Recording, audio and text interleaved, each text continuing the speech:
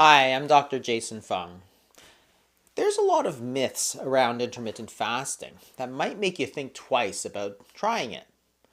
I'm going to look at the top 5 myths that I see, and interestingly, they're usually completely wrong and the opposite of what you might have thought. I'm going to talk about those coming right up.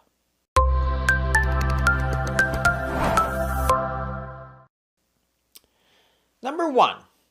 Fasting causes starvation mode.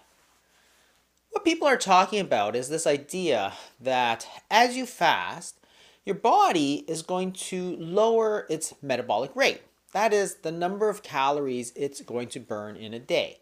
This is the big problem with calorie-reduced diets. When people are eating a low-fat diet and eating all the time and counting their calories, they could get their calories down to 1,500, even 1,200.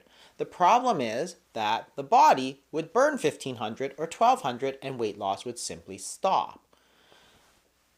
However, with intermittent fasting, it's actually the opposite. Instead of dropping your metabolic rate, fasting tends to maintain that metabolic rate as opposed to those other diets. The reason is simple. When you fast, there are certain things that happen in the body. The insulin levels go down, but other hormones go up, and these are the counter-regulatory hormones, among which are the sympathetic nervous system and noradrenaline. This is basic first-year medical student stuff. As you ramp up the body by stimulating the sympathetic nervous system, remember this is your fight or flight response, you're going to preserve that. In fact, in studies of the metabolic rate with fasting, when they took people who were fasting at day 0 compared to 4 days of fasting and measured their metabolic rate, they found that after 4 days of no food, their bodies were actually burning 10% more calories, not less calories. So you weren't going into starvation mode. In fact, your body was activating itself. And it's activating itself using energy from your own body, which is body fat, which is exactly what we want to see. So yes, starvation mode happens when you use calorie-reduced diets, but not so much when you use intermittent fasting, and that's a huge advantage for weight loss. Myth number 2, uncontrollable hunger. The other problem with weight loss, of course, is that you might get hungry. And in fact, we do see this with calorie-reduced diets. Hunger tends to go up. And if you're more hungry, it's going to be harder to stick to your diet. So people imagine that intermittent fasting is the same thing. There's a hormone that makes us hungry called ghrelin. And we can measure what it does when we do intermittent fasting. While it does go up initially, when you stop eating for a day, it goes back to baseline. That is, think about it this way. When you eat lunch, you're hungry, ghrelin goes up. What if you didn't eat lunch?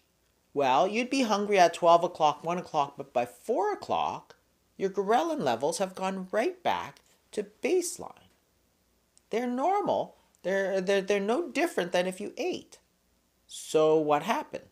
Simple. Your body simply took the energy it needed out of its body fat stores, because that's all it is. Body fat is a store of food energy or calories. Because your body is taking the calories from their body, it's not hungry anymore. No different than if it took calories from food. It's simply a stored place. So in fact, when you measure ghrelin, it doesn't keep going up and up and up. People imagine that fasting causes so much hunger that you're not going to be able to control yourself. But in fact, we see the opposite. People say, I think my stomach shrank. I'm not hungry anymore. When people do longer fasts, we know that over 3, 4, 5 days, ghrelin tends to go down every single day. And that's how people used to do these 7-day, 30-day fasts, because they simply weren't hungry. They're fueling themselves on their body fat, and it was fine with that. Myth number 3, it burns muscle. You might have 100,000, 200,000 calories worth of energy sitting on your body right now. As your body doesn't eat, it's going to look for a source of calories and it's going to take it from the body fat. if muscle were the first place it's going to look, you'd have to think that the human body is just so incredibly stupid as to store energy in the form of sugar and fat, but as soon as it needs it, it's going to burn muscle. It's sort of like spending all summer getting firewood, and then as soon as it gets cold, instead of burning the firewood for heat, you chop up your sofa and throw it in the flames. Like, why would you do that? How would we have even survived as a species if the first thing we did was burn all our muscle?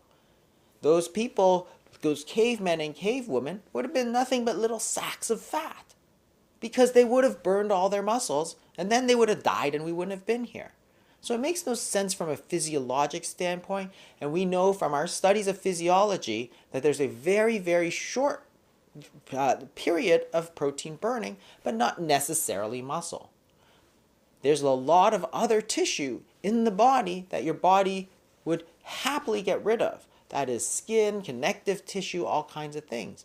So all that loose skin that people have when they lose fat, that's not fat, that's protein, and it needs to be burned off. Myth number 4. Fasting deprives the body of nutrients. This one's a tough one because you really have to think about this closely. Which nutrients are you really talking about? Because when you're talking about food, it contains 2 things. One is the energy, that is the calories. And the calories can come from anywhere. It can come from proteins, carbs, fats, and it can come from your own body. If you're trying to lose weight, obviously we're not concerned about the calorie part of it. So which nutrients are you talking about? Which vitamins? Which minerals? Is it amino acids? Because the average obese person has 20 to 50% more protein than the lean person. Is it fat? Fatty acids? Essential fatty acids? Well, obviously no, because there is plenty of fat. So it's not essential nutrients. Is it vitamins and minerals?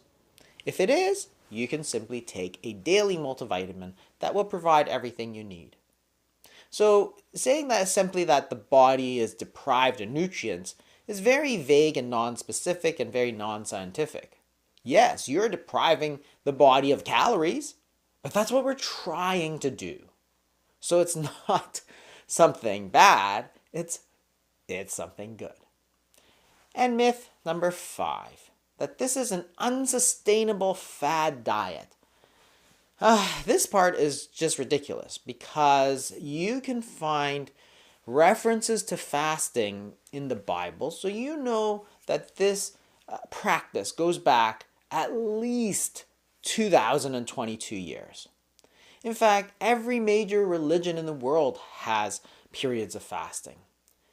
In fact, we have a word, the English word breakfast, or the meal that breaks your fast, means that you should be fasting every day.